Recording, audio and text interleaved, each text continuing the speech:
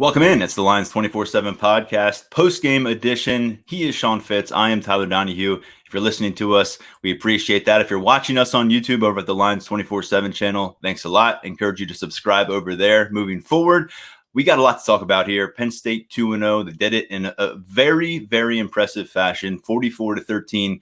And I say very impressive because you kind of had that in the back of your head. Could this be a trap game? The question was asked this week by a few people. Sean, neither of us thought that would be the case, but I wasn't quite ready to rule it out for this Penn State team. We're getting to learn a lot about them.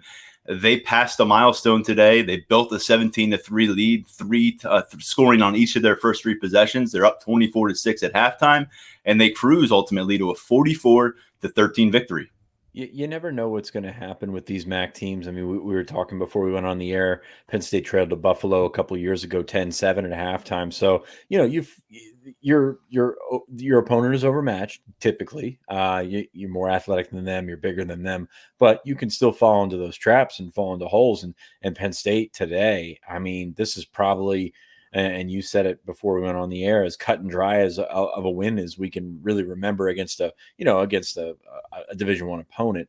So really impressed with how they came out of the gates. Now there's stuff to work on. There's plenty to gripe about. I'm sure we'll get to it at some point, but they really set the tone. 3-and-out on defense, came right back down, scored.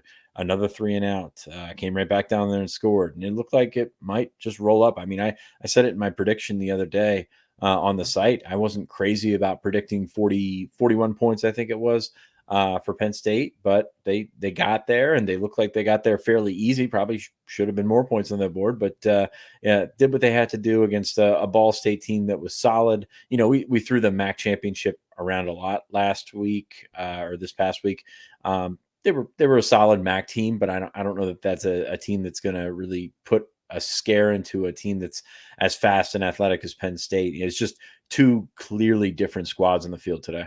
Yeah, and I mentioned a few times during the week as well, a team that carried an 8-game win streak. I think that was more to just illustrate a lot of experienced players who were part of a very successful run last year. And even though they were going into an environment at Beaver Stadium, which was tremendous, it was so awesome to see the crowd, all the pageantry that comes with the Penn State game, the pregame stuff, halftime stuff, particularly today on 9/11. There was just a lot of energy in that entire building and outside of the building today. And Penn State clearly was fueled by that.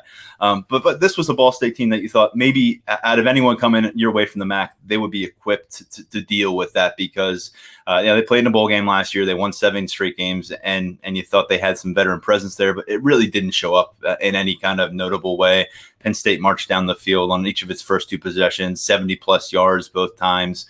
Long drives too. These weren't just big explosive plays. This was also the tone setter for Penn State and the way they attacked efficiently and often through the air, but at the end of the day, going for 230 plus rushing yards as well. And while you're getting those touchdowns early and you get a Jordan Stout field goal to give you 17 points with those first 3 possessions, you said it, a couple 3-and-outs. The first 3-and-out time of possession was less than 30 seconds. And that was another really good theme today for Penn State, getting the defense off the field and having, by the end of this thing, guys be able to sit down, enjoy the show, watch their teammates succeed, because a lot of snaps on the defensive side of the football for some really important players in week 1 at Wisconsin. So after 95 snaps last week, you got P.J. Mustipher with 1 tackle this week. We did not see much of Jaquan Brisker. He was out there early, and then they kind of pulled him back, which, given what he went through last week with the injuries and trying to keep him fresh for next week, I think it's a good idea to get guys like Jair Brown more snaps, Jonathan Sutherland more snaps, Tyler Rudolph, who was ejected eventually for targeting, got some more snaps. Even Jalen Reed got some snaps at safety. So you just look all over the place, and getting those guys and getting the young guys into the game was clearly something that they had their eyes on. It was just the path to get there. You had to get to a certain point before you were able to put those guys in the game. And to their credit, I mean, I'm struggling to remember a game where they just came out and dictated like this. I mean, like I said, that first 3-and-out, nothing was even close. Drew Plitt, who's an experienced quarterback in the MAC, he's had a lot of success there. Threw the first ball a couple of rows into the recruit section. I mean, I think Caden Saunders might have come down with that one, Sean. That's my tweet. Thanks. I actually did not see that. I'm sorry. Oh, wow, it must have been a good tweet. No, it was just it was a lot of that. It was a lot of Penn State being too athletic and too just to overmatch Ball State. Which like I said, a lot of credit to Ball State. Good solid MAC team, but that's what Penn State needs to do. That's what they're supposed to do in this situation. And we've seen MAC teams upset a lot of Power Five schools. So credit to Penn State for coming out doing what they needed to do. Like I said, there's still a bunch to clean up, and Auburn's certainly looming large in a week. But you just never felt pressured in this one. A few years ago, this team, when 11 wins, Rose Bowl, you expected this kind of performance. But this is a Penn State team that they're essentially a mystery going into this year. It could have gone either way with how that game played out at Wisconsin. They had some tremendous defensive efforts. They didn't turn the ball over. Wisconsin did. They come home 1-0.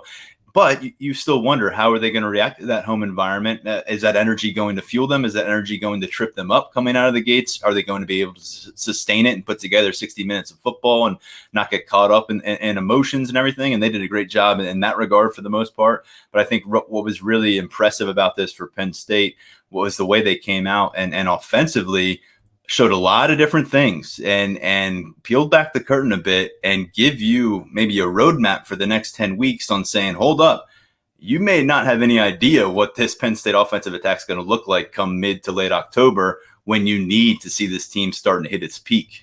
I'm looking forward to just looking at the first drive because they were in different formations and different personnel groups, using motion, under center, shotgun, just all over the place. And it was fun. It was fun to kind of try and keep up with it because they were gone, and they wanted to use that tempo and get where they needed to be.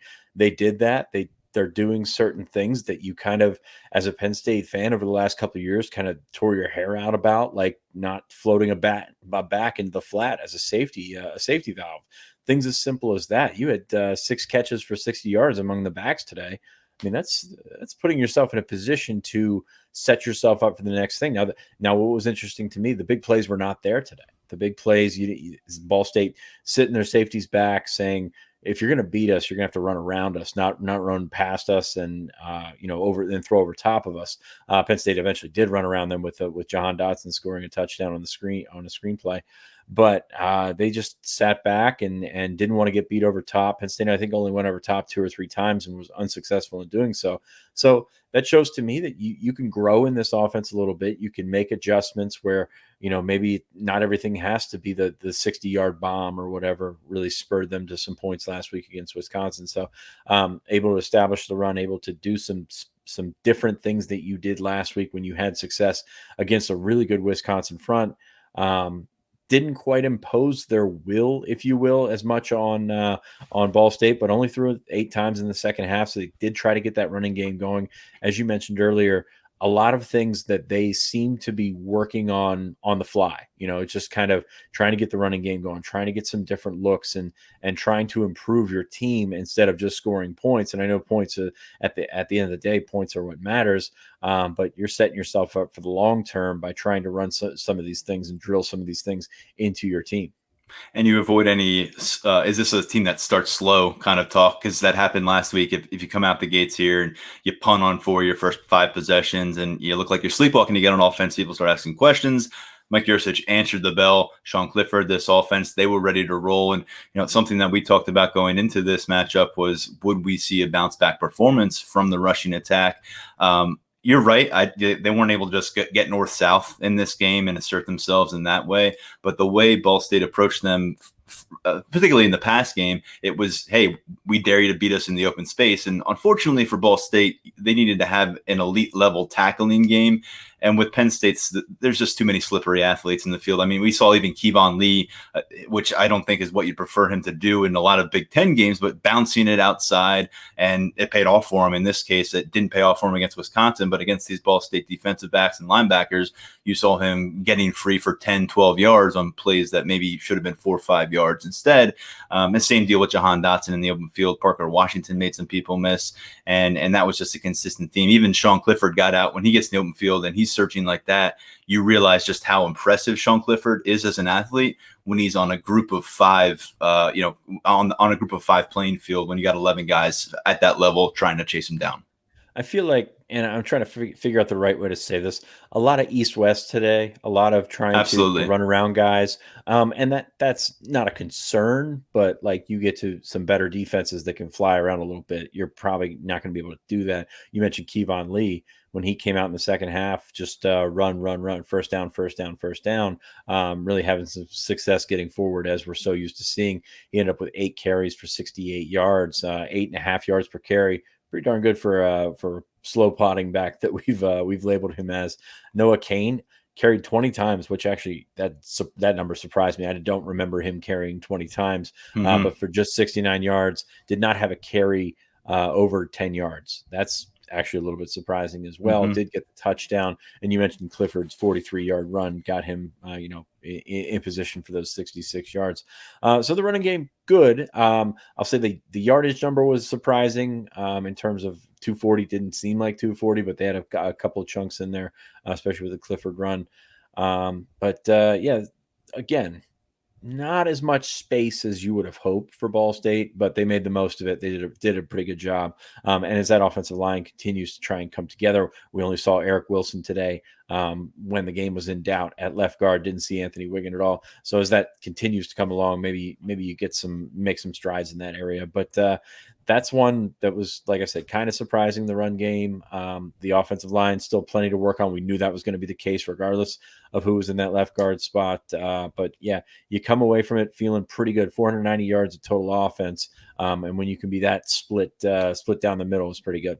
6.2 yards per play for this team, 240 yards on the ground, 253 yards through the air. No turnovers again. That's a big one. Continue to kind of hammer home that point. I know it's not up there with explosive plays and one of those numbers that you gravitate towards. But I mean, the turnover battle is so vitally important.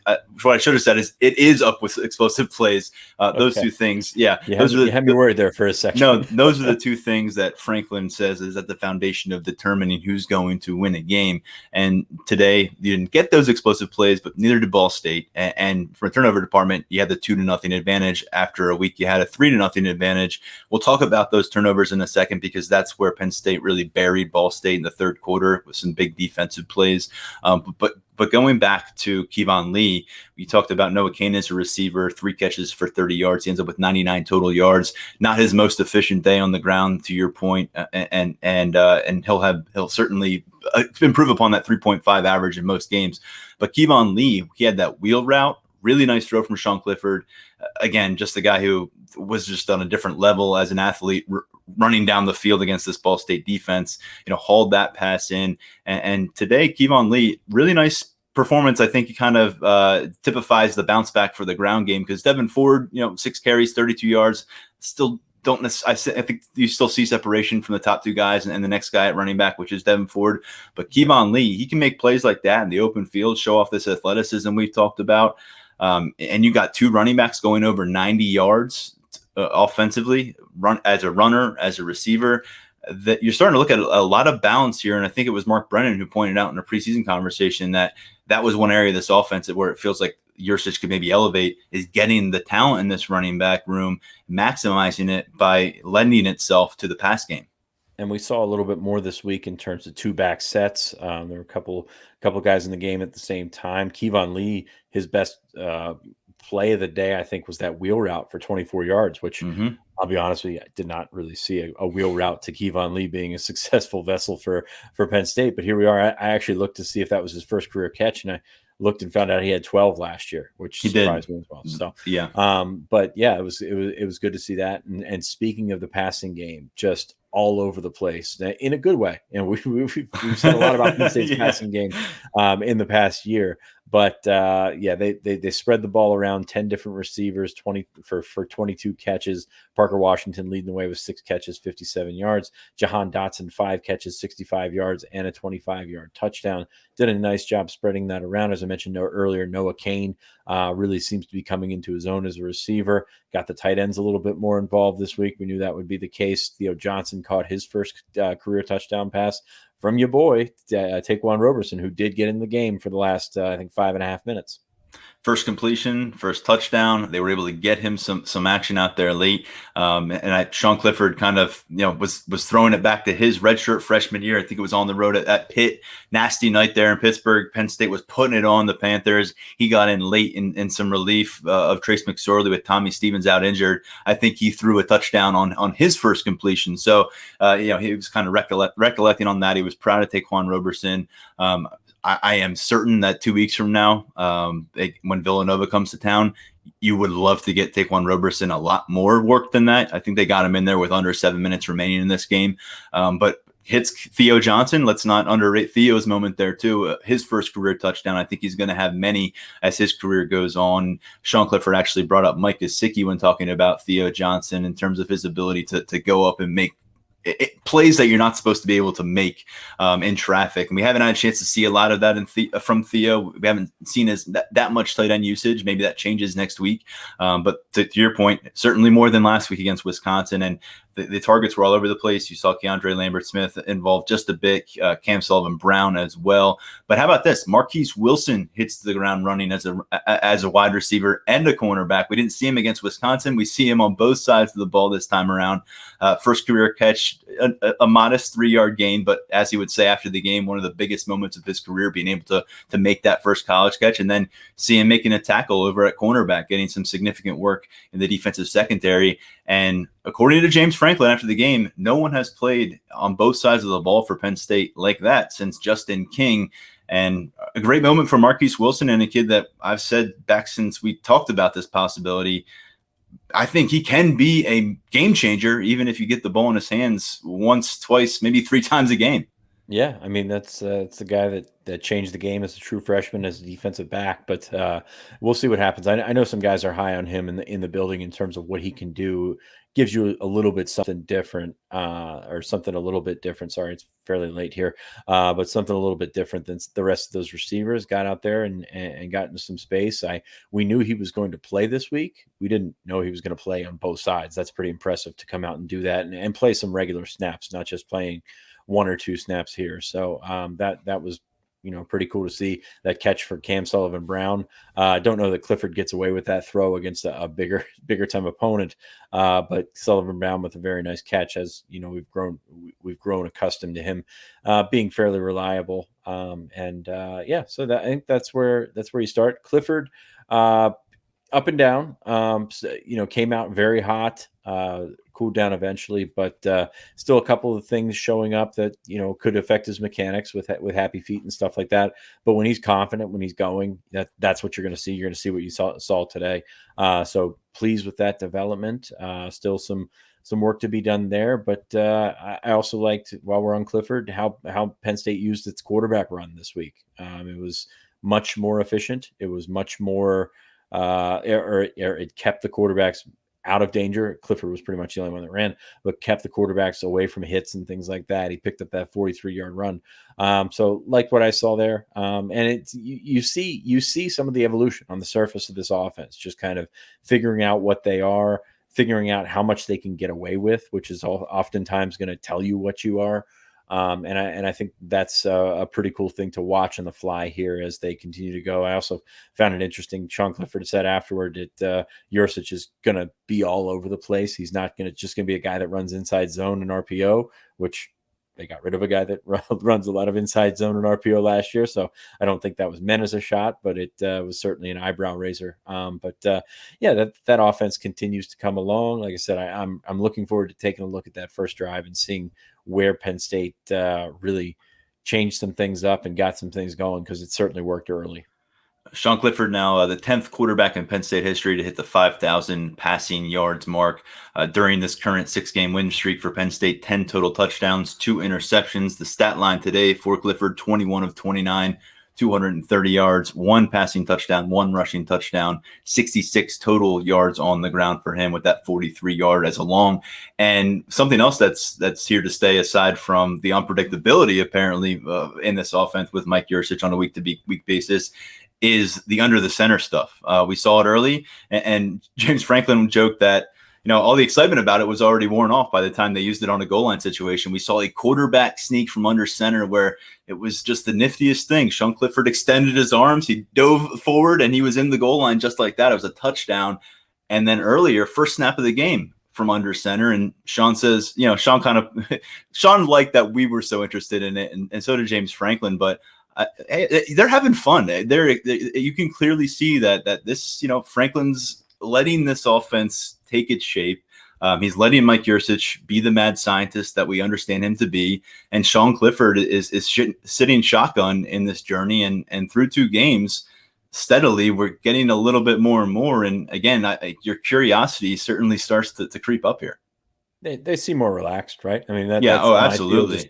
Talking to players, coaches, and things like that, and winning helps. Let's not be, let's be honest. 2-0 is nice. Yes, 2-0 is it makes you much more relaxed, especially going into next weekend. But yeah, when you're more relaxed, you're more confident. When you're more confident, you're making plays, and when you're making plays, you find yourself up 3 scores and fairly early in the game. So that was impressive for Penn State to come out there, and like I said, be what they were supposed to be. I mean, you just go to that stadium so often, and there's frustration about what the running game's not getting going, or there's an early turnover or something of that nature, or the defense gives up a long touchdown drive to start the game.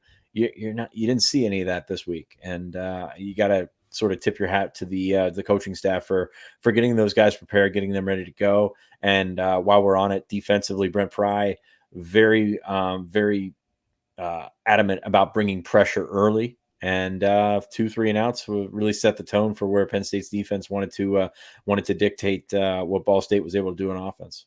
Pressure's been on this year. I mean, I think you like the aggressive approach there. You're utilizing your athletes. By the end of this thing, again, it was nice to see the snaps not stack up for these guys again after what happened at Wisconsin. But yeah, probably too late to get to the defense, because that was our lead and the bulk of the conversation on the first post-game show of the year. We talked a lot of offense going into it, but defensively, again, those 3 and outs set the tone early. You build a cushion like that. If you're Penn State, it's going to be very difficult for Ball State to play catch up. Even if it's just in the first quarter, it changes what they can do. It changes what you can do.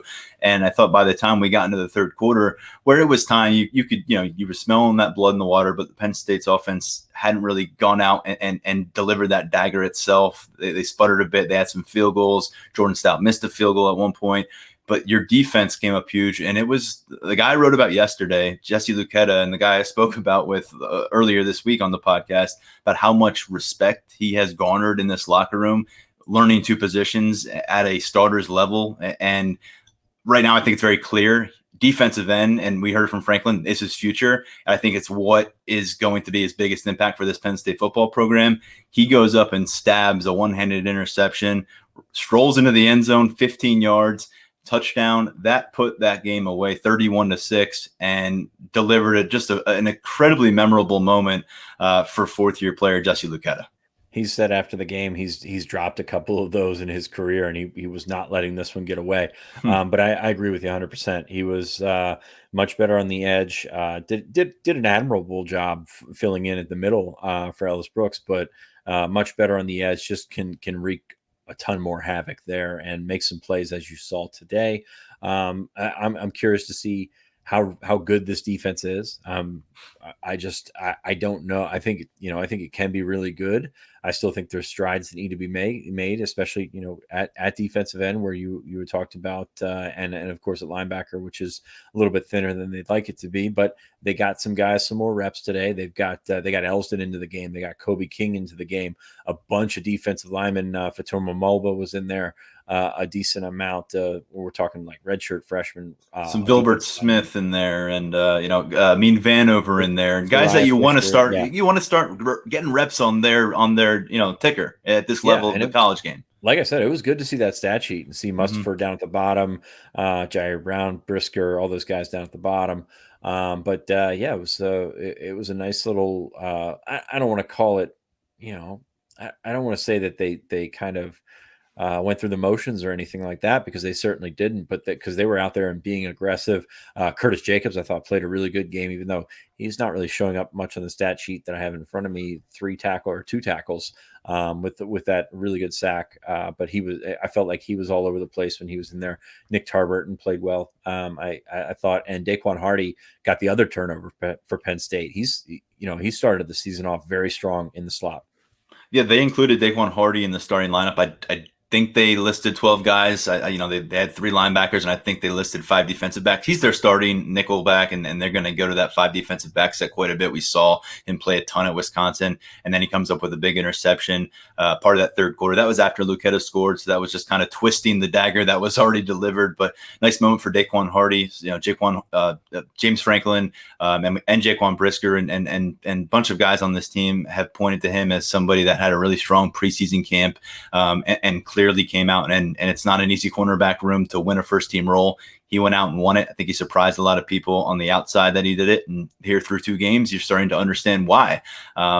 Going back to Curtis Jacobs, the one play that we talked a little bit about in the press box, not in the stat sheet because he didn't finish the tackle, and Jonathan Sutherland about a half yard later did. He had 3 guys, ready to clean up, but he recovered from a play.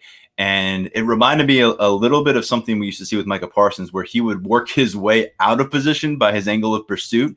But because of his ability and because of his athleticism, all of a sudden he recovers to make a play that most people will be watching the guy move downfield. Instead, he actually had a chance to make that tackle and should have made that tackle. And that's exactly what I meant going into this game, where I wanted to see a guy like Curtis Jacobs have that clear separation as an athlete, as a playmaker, when you're on the field with a group of 5 opponent. When he knows what he's doing and is confident that he knows what he's doing, he can go get it done with anybody on that side of the field. I mean, he can run, and he's got football speed, which you certainly like to see. So curious to take another look at that. Like I said, I think that week 1 to week 2, Curtis Jacobs showed up. Not that he was bad in week 1, but showed up a little bit more than people would have expected. So that was nice to see. Again, Penn State's so overwhelming at certain spots that it's tough to take a fair evaluation, especially this soon without seeing the tape. But that's a lot of guys on this stat sheet. Charlie Catcher's there. Oh, Jamari Budden. That's a guy I wanted to talk about. Got a shout out from James Franklin after the game. Got a shout out from James Franklin for good reason. His first collegiate play, stretches out a jet sweep, takes on a blocker and makes the tackle for a short gain. That's phenomenal. I mean, you've got guys that are 5th-year seniors that don't play it that well. So really impressed with the slight glimpse that we saw of Budden. A couple other guys got some debuts today. Harrison Wallace, Trey Wallace on the offensive side of the ball was in at receiver. Didn't see Liam Clifford, I don't believe, at least I don't have the participation notes in front of me. Didn't see him. So Trey Wallace getting there first. Did not see Landon Tengwall, which was a little bit surprising. Penn State went with Bryce Effner playing a couple different positions. He's the backup center, but he was playing left guard. He was playing right tackle. As we mentioned, no Anthony Wiggin, bringing Eric Wilson back in there, which that tells me they're a little bit tighter in terms of what they want to get out of that offensive line right now. So you're trying to improve that offensive line, at least the top 6, 7, maybe 8 guys in there, so that you can sort of benefit from it on an every down sort of thing, instead of just throwing 5 of those redshirt freshmen out there or something like that. Juice Scruggs, by the way, significant time at center. We saw him swap with Mike Miranda at one point during this game. Spoke with Juice Scruggs after the game on the field, and really great to hear. And obviously he was playing this game, so you figured this was the case, but he felt really good physically coming off of the Wisconsin game. When that's your first start, and everybody knows Juice's story with the back issue, and you're going up against the Badgers, that's a big test, and he passed it, and I think that was important for him.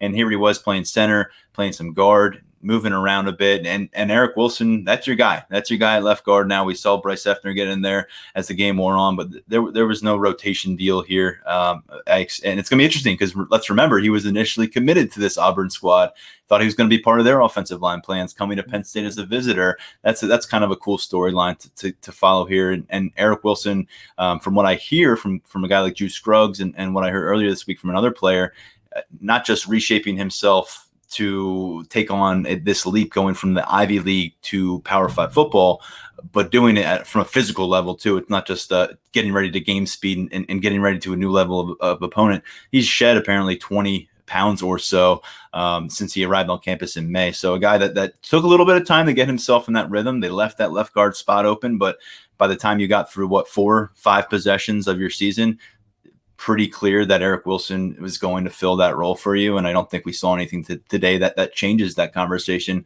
That's important. And from another personnel perspective here, just as we're kind of running down things, 3 more absences that we saw in week 1. No Keaton Ellis at safety, no John Lovett at running back, no Akeem Beeman on the defensive line. All 3 players were on the field with this team. All 3 players, when this team got in pads, they stayed in jerseys and sweatpants.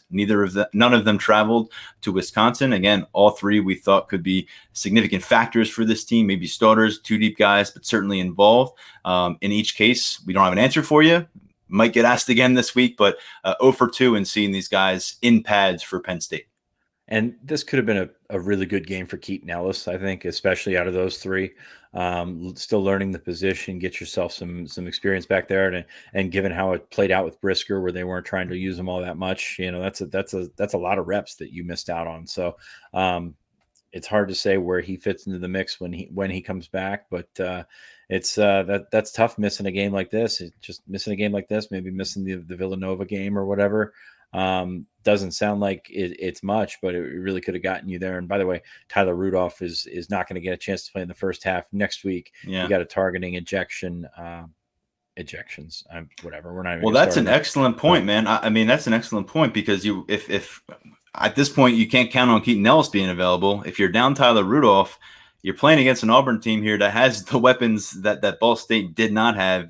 I mean, safety depth, all of a sudden you're circling that and saying without Rudolph for the first half. And I'll say, Keaton Ellis being out, that opened the door for Tyler Rudolph. I thought he sprinted through that door. I thought we talk about reactionary, a little bit of what we said about Curtis Jacobs. When he knows where he's going, he gets there in a hurry. He looks good doing it. I thought he was flying around a bit today. Ultimately, unfortunately, he was ejected. It ended his moment there. But, you can understand why Anthony Poindexter pointed to him as a guy who the light came on for this August.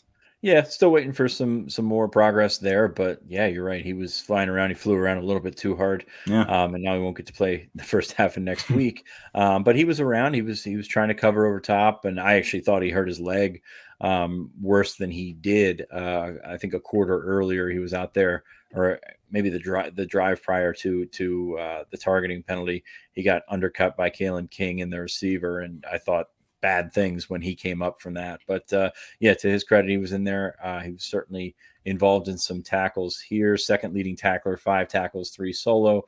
Again, some of that, I don't hesitate to call it garbage time, but some of that was piled up in there. But 5 tackles, being second on the stat sheet's not a bad thing.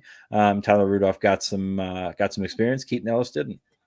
I think ultimately what I would kind of describe Penn State as in this game and on both sides of the ball, and in a game like this, it's perfect. It's all you need, and you're going to get a 44-13 result. They played soundly, and again, I don't think that the jury was out about this Penn State team and how they would play, and I don't think soundly was a way we would have a term we would have applied to any of the 9 matchups we saw last year, even the 4 that they won. This is different, and you're seeing tangible signs of progress. We spent an entire offseason talking about the potential for it. Now 2 very different games into this season with another big test ahead, a top 25 Auburn team coming to town and a huge national showcase game. That's a different test, but you're 2 for 2 now. And again, sound football today, and sound football is never going to keep you awake at night if you're a coach. Well, what did they do poorly last week? It was setting themselves up for 3rd and longs, and today, still a couple here and there, but they were 3rd and 5.7 instead of 3rd and 8. It doesn't seem like much, but it's quite a bit. Mm-hmm. They had 5 3rd and shorts. They converted 6 of 13 overall 3rd downs, and that's up from 3 of 13 last week. So there's progress there, and the reason the progress is there is because they were more efficient in several aspects of the game, getting them to those 3rd and shorts. Penn State wins 44-13 over Ball State, again improving to 2-0, going back to last November now, 6 consecutive wins for this Nittany Lions squad. And I think they're going to be in the top 10 all of a sudden. I mean, it's happened fast. The rebound for this team, you're looking at a top 10 scenario. It's really impressive because I'm watching the scoreboard here, and Franklin alluded to this. He said, I looked at the scoreboard when our game was over, and there were a lot of teams in some really difficult matchups and against, some surprising results. And you and I were following the scores all day. You had, teams that had no right being in the game. You thought that it was a nail biter into the fourth quarter. You had upsets across. You can say Colorado's name. That's fine. Yeah, your Buffaloes, really took it to Texas A&M. They lost by 3. We saw Ohio State lose, of course, and that was a game where Oregon led for much of the way. And even Cincinnati, who a lot of people are very high on, number 7 right now in the AP poll, they were tied with Murray State at halftime. Notre Dame needed a comeback to beat Toledo late in that matchup, and of course, the number 9 team in the country, Iowa State, loses to the number 10 team in the country, Iowa. So again, the door is open right now. I'd be surprised if Penn State isn't inside the top 10. I guess you could see Oregon leap a little bit further out of that number 12 spot. But all things considered, in a 10-month span, maybe a little bit less, going from 0-5 to top 10 nationally with the whiteout and ESPN Game Day back on home turf. I mean, what more can you ask for? What more can you ask for right now? ESPN coming in certainly doesn't hurt. I do think they'll get jumped by Oregon, but that doesn't matter right now. Oregon, a very impressive win at the Horseshoe. So you got to, if you're, I think Penn State fans will be happy to sacrifice a spot in the polls because Oregon did beat Ohio State. But Penn State playing. Suffice to say, I don't know that they're playing like a bona fide top 10 team, but they're playing better than every other team in the top 10. Apparently that's how that one was going. Or not every other team in the top 10, but every other team that keeps falling out of the top 10, doing what they had to do. And I feel like this podcast, as we try and wrap up here, has been very boring because this game was not really boring, but just kind of it was easy. It's tough to put been a long time, Sean, since we had okay, not easy, stress-free. Like you weren't stressing. I mean, especially when Penn State came out of the gates as they did, you weren't stressing it. As I said, there's some nitpicking to be done, especially in the second half on the offensive side of the ball.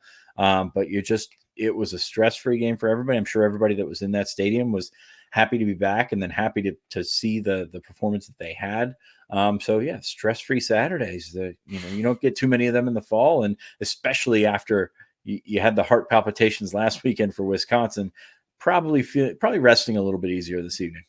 I would probably say this was the team's most comfortable win since maybe the homecoming matchup against Purdue in October of 2019. They won 35-7 because last year, even the Illinois game, the last game where they ended up winning by 40, they gave up 28 points to Illinois in the first 20 minutes of the game, and they couldn't stop them at all. So that was a frantic matchup. So this may be one of the more boring episodes, but I think people will take it. They'll take the 2-0 start. They'll take a convincing win. And there was just a lot of tension, not between us, but just talking about Penn State football last year after these games coming on the podcast. You can feel the tension dissipating, not just here, but when you're talking to Franklin, you're talking to the players, now you're seeing them interact with the fans. They're getting back on solid footing, and they're in a really good spot right now with Auburn coming to town. We're going to get back to you with 4 episodes again for week 3. We had 4 for you here in week 2. We'll get started on Monday. We'll take a closer look at what happened here on Saturday night. We'll come back with some leftovers from this post-game podcast. We plan to have an Auburn analyst on Monday as well to break down that upcoming matchup. We'll get an early start looking ahead to a huge game on Saturday. And then, of course, we'll keep you up to date as the week progresses with coverage on the Nittany Lions. Sean, great work today, man. Do you have anything else to add to this episode of the podcast? Nope, I'm going to go have me a stress-free beer, and I think I'm going to go to bed. Sounds good, man. Well, thanks to our producer, Glenn. Thanks to all of our listeners, wherever you are listening from. And if you're watching, thanks for that. If you're not and you'd like to, check it out at YouTube. The channel is simply Lions 24/7. That's enough talking. That's enough writing for today. We'll talk to you all soon. This is the Lions 24/7 podcast.